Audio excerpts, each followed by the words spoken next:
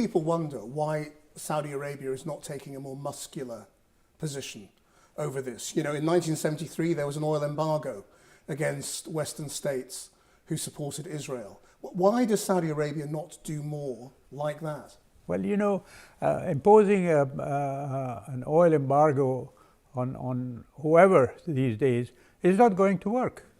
There is a glut of oil in the world, and the producers of oil since 1973 have expanded considerably.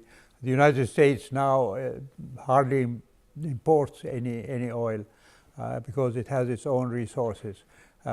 Europe, of course, although dependent on imports and so on, yet the producers of oil go beyond Saudi Arabia and the Arab world and so on. So that as a tool is not going to work nowadays. But when you mean robust, what do you mean by robust? Do you mean that Saudi Arabia should declare war on Israel, or should declare war on the United States and the UK for supporting Israel? That not only would be foolish, but it will expand the conflict rather than limiting it. We want to see an end to the fighting.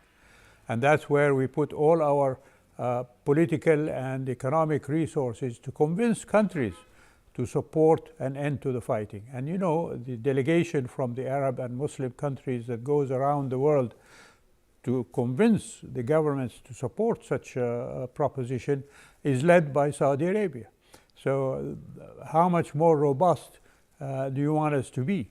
And in terms of providing support to the Palestinian people, we have never hesitated in doing that.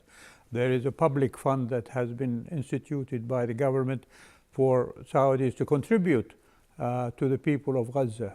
And the supplies of humanitarian, medical, and other aid going to Gaza, either through the trucks that go through Saudi Arabia, but also through ships that go to Egyptian ports to provide support for Gaza, continue.